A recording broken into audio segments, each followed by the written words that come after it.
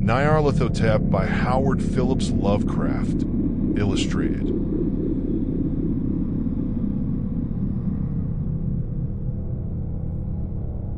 Nyarlathotep, the crawling chaos. I am the last. I will tell the audient void.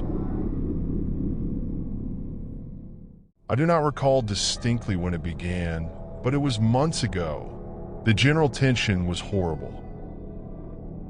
To a season of political and social upheaval was added a strange and brooding apprehension of hideous physical danger. A danger widespread and all-embracing, such a danger as may be imagined only in the most terrible phantasms of the night. I recall that the people went about with pale and worried faces and whispered warnings and prophecies. Warnings and prophecies which no one dared consciously repeat or acknowledge to himself that he had heard. A sense of monstrous guilt was upon the land, and out of the abysses between the stars swept chill currents that made men shiver in dark and lonely places. There was a demonic alteration in the sequence of the seasons. The autumn heat lingered fearsomely. Everyone felt that the world, and perhaps the universe, had passed from the control of known gods or forces to that of gods or forces which were unknown. And it was then that Nyarlathotep came out of Egypt. Who he was none could tell, but he was of the old native blood and looked like a pharaoh. The Fellahin knelt when they saw him, yet could not say why. He said he had risen up out of the blackness of 27 centuries, and that he had heard messages from places not on this planet.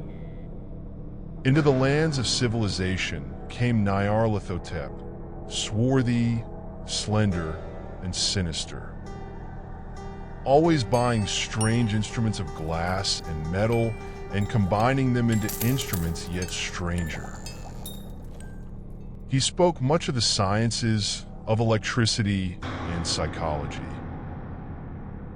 and gave exhibitions of power which sent his spectators away speechless.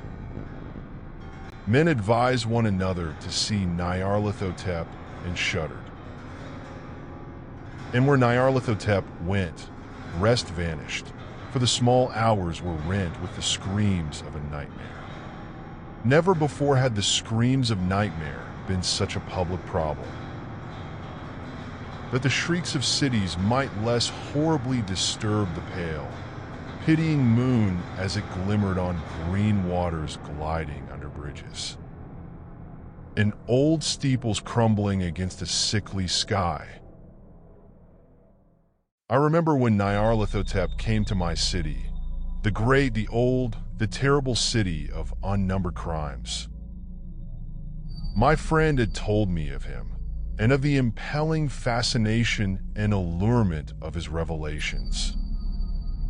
And I burned with eagerness to explore his uttermost mysteries.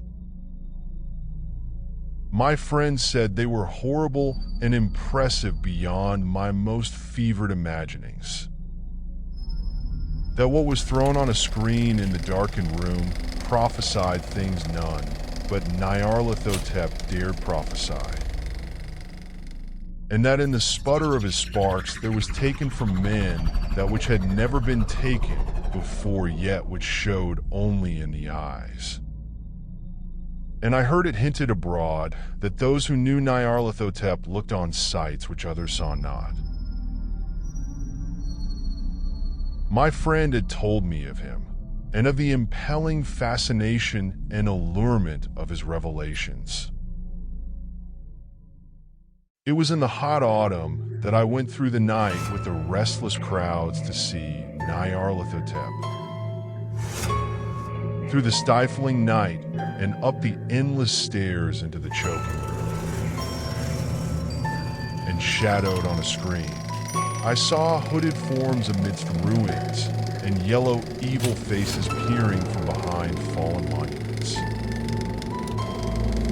And I saw the world battling against blackness, against the waves of destruction from ultimate space, whirling, churning, struggling around the dimming, cooling sun.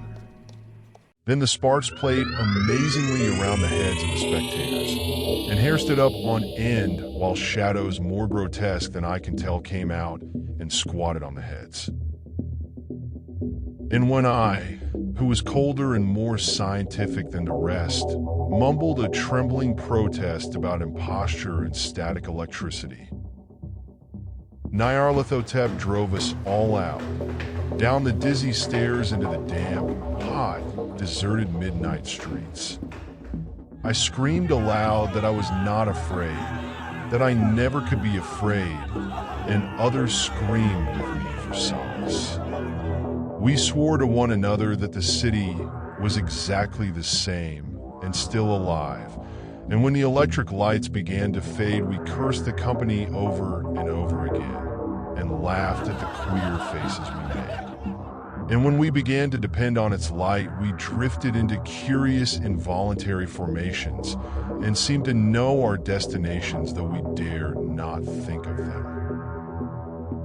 Once we looked at the pavement and found the blocks loose and displaced by grass, with scarce a line of rusted metal to show where the tramways had run. And again we saw a tram car, lone, windowless, dilapidated, and almost on its side.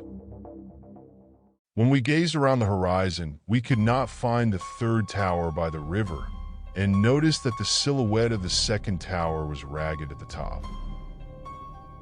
Then we split up into narrow columns, each of which seemed drawn in a different direction.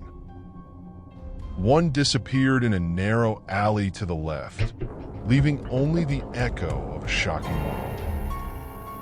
Another filed down a weed-choked subway entrance, howling with a laughter that was mad. My own column was sucked toward the open country, and presently I felt a chill which was not of the hot autumn. For as we stalked out on the dark moor, we beheld around us the hellish moon glitter of evil snows. Trackless, inexplicable snows, swept asunder in one direction only, where lay a gulf all the blacker for its glittering walls.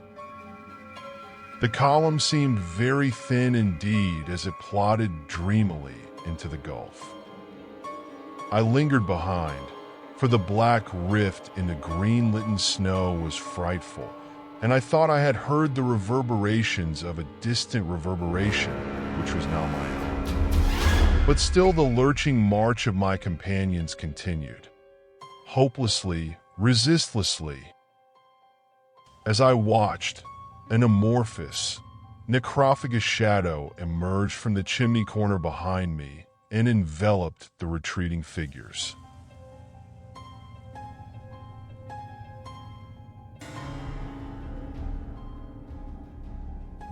And at last I stood in the unwholesome, dead stillness of the moor, and screamed that I had no longer a soul to sell. The end.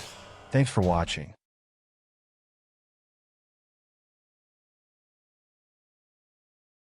Subscribe for more.